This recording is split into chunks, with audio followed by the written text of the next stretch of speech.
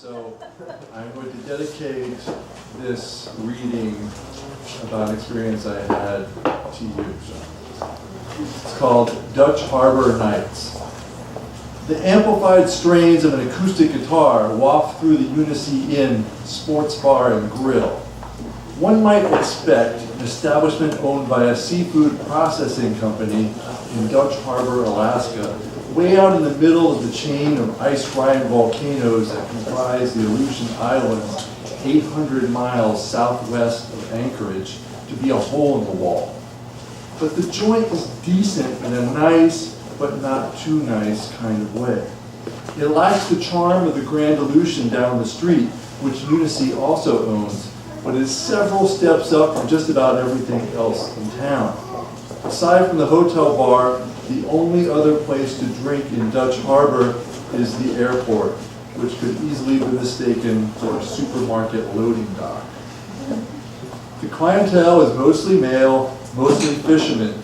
They wear the clothes they've been working in for who knows how many days. Weeks-old beards, knit caps, rubber boots is the uniform of the day. An engineer in our party hasn't bothered to scrub the oil and grease from his hands. And why should he? He's only going to get them dirty again tomorrow when his boat, the Seabrook, heads out to the Bering Sea for the last trip of Apelio, aka snow crab season. We've come to watch one of the Seabrook's crew members sing karaoke. Tom is a clean-cut kid from Ohio. He's in his late 20s, but his boy next door appearance fools people into thinking he's younger than he is. He's made an excellent choice for his first number, Night Moves, by Bob Seger and the Silver Bullet Band. It's a crowd pleaser with a simple opening that starts out slow and escalates in power and intensity.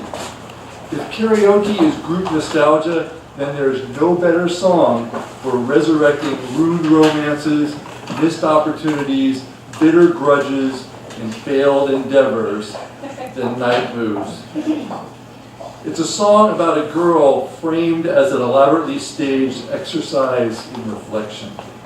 The singer looks back at a time in his life when he had everything his heart desired, and he didn't even know it. In the song, this reverie is triggered by the sound of thunder, an elemental chord that serves as a reminder that life is short, regrets are long, and death is final.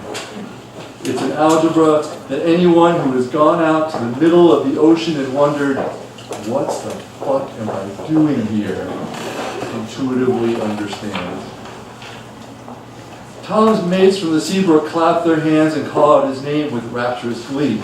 You would never know that earlier in the day, these same men suspended Tom from a crane 30 feet above the deck while he held a sign that read, "Horn forgot to do dishes." Horn is short for greenhorn. In other words, indentured servant. This season, Tom is one of two greenhorns on the boat. And when it comes to the Seabrook, season has a double meaning. It applies to both the length of the fishery that is currently open as determined by the Alaska Department of Fish and Game, and the latest series of episodes of Deadliest Catch, the show on the Discovery Channel that has put Dutch Harbor on the map and helped make the men here in the sports bar paragons of masculinity. I came to Dutch Harbor to accompany the Seabrook on its final trip of the season. When I was in the Navy, I spent 6 months cruising the Western Pacific, but that was 25 years ago, and the Bering Sea is anything but Pacific. Bad weather and boat repairs have conspired to curtail my visit to a few days, and I'm leaving Dutch Harbor in the morning. Scott Campbell Jr., captain of the Seabrook, has decided to treat me to a show. Tom is not performing under duress. This isn't a continuation of the hazing he experienced earlier that day. Tom knows how to sing, and he enjoys being up on stage. He's got chops.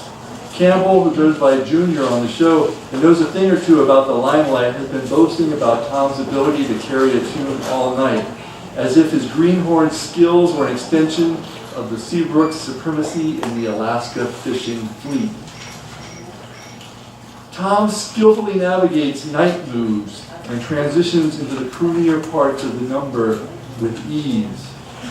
When the song reaches its climax and its powder keg of nostalgia is blown to smithereens, I remember. The crew from the Seabrook thumps the table and hoots their approval. Tom comes down from the stage. It's always a come down, and is high-fived, fist bumped, and handed a fresh beer. When I was in the Navy, we called greenhorns FNGs, short for fucking new guys. But in this closed-off world, this brotherhood of the Bering Sea, the FNG is me. Thank you very much.